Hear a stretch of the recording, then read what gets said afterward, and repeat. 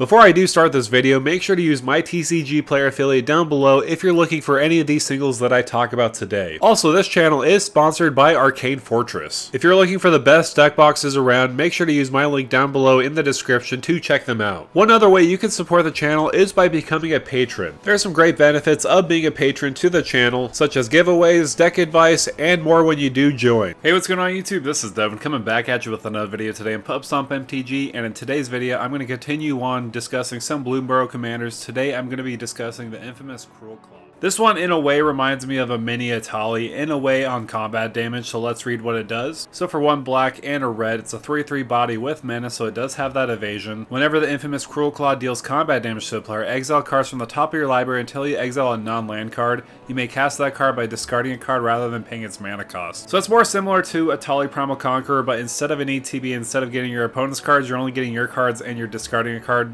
That sounds a lot worse actually now that I think about it, but let's look at it this way. It's a low mana cost of 3 compared to 7. Plus it is based off of combat damage, so there's other ways we could get this advantage by getting extra combats, double strike. There's a lot of ways to abuse this card. So to me this card seems pretty powerful. What are some ways that we could absolutely abuse it? And today we're going to discuss that.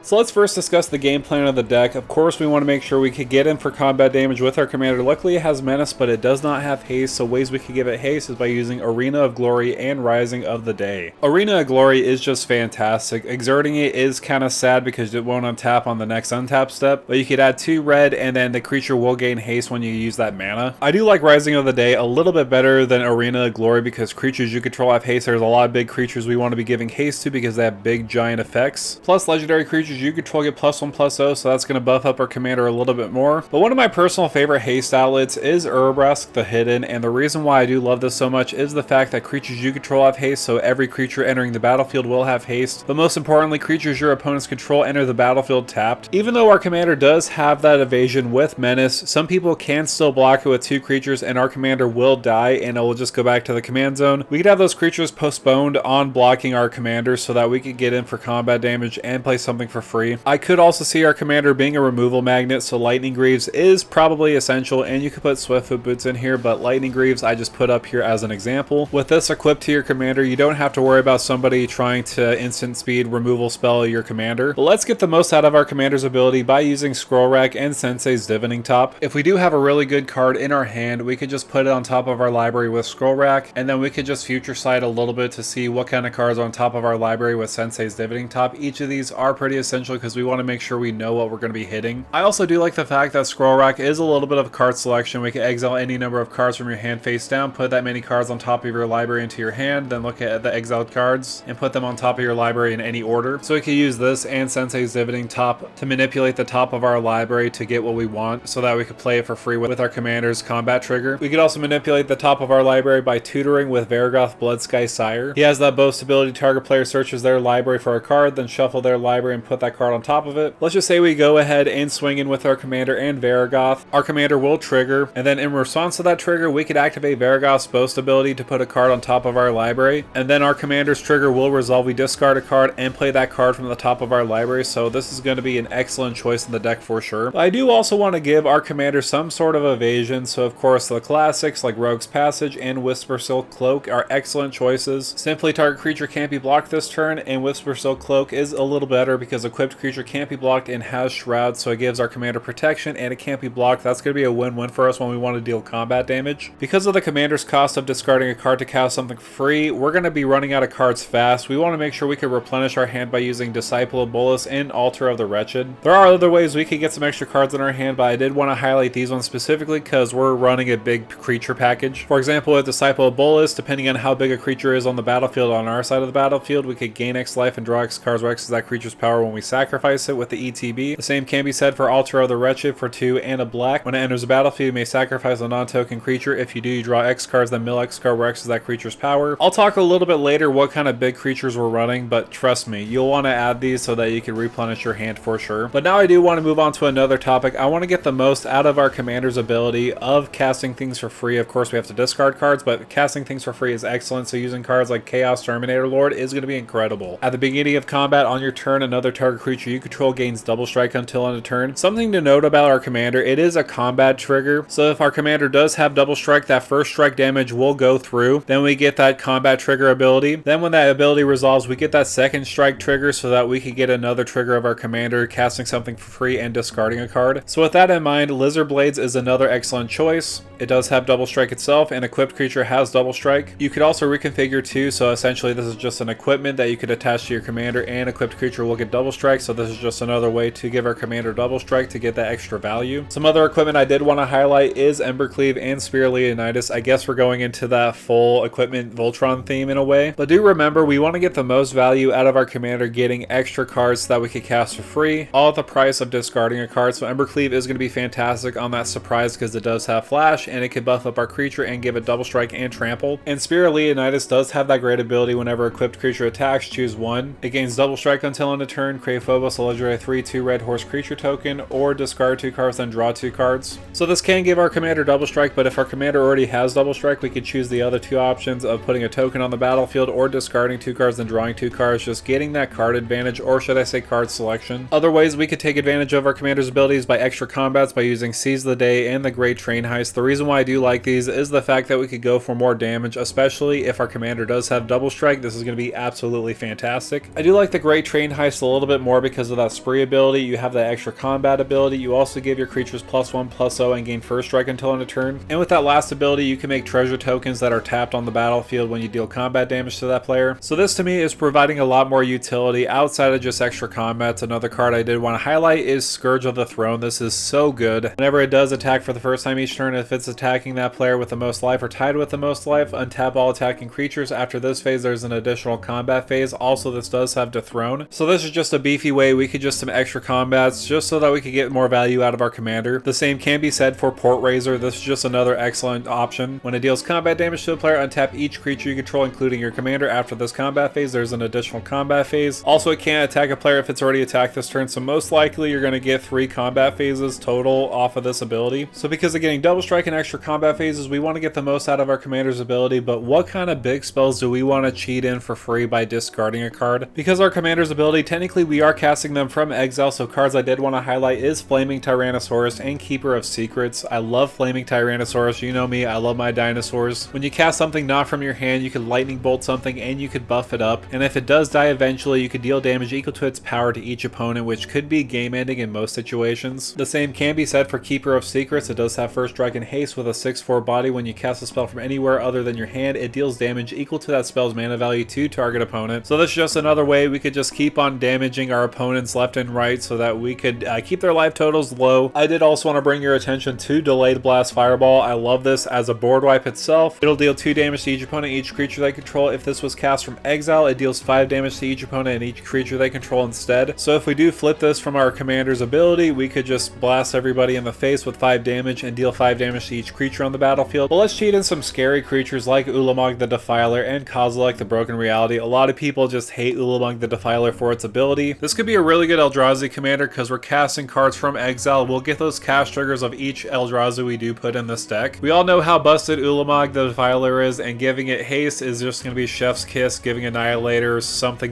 depending on how big Ulamog is with the amount of counters. But I feel like the most important Eldrazi to add into this deck is Kozilek the Broken Reality because we are discarding cards with our commander. We want to make sure we can replenish our hand, so Kozilek the Broken Reality will get that job done for us. The same can be said for Kozilek Butcher of Truth. I especially like this one because when it goes to the graveyard from anywhere, its owner shuffles the graveyard into their library, so we're going to be discarding a lot of cards with our commander. We want a way to put those cards back into our library. Kozilek and other Eldrazi like that will get the job done for us. Also, when we cast a spell, we draw 4 cards, so it's kind of refilling our hand a little bit. Plus, on top of that, it does have Annihilator 4, and there's a lot of ways to give creatures face in this deck, so yeah, this is going to be a nightmare for our opponents. Speaking of card draw, I did want to highlight some card draw options like Villas, Broker of Blood, and Blood for the Blood God. The reason why I wanted to focus on card draw. Again, we're going to be discarding cards to cast things for free with our commander's ability. We want to make sure we can replenish our hand. Villas is one insane option because whenever you lose life, draw that many cards. Depending on how much life you want to pay, Villas could draw you a lot of cards. Also, you could pay a black and pay 2 life. Target creature gets -1/-1 until end of turn, so it can remove a creature on the battlefield.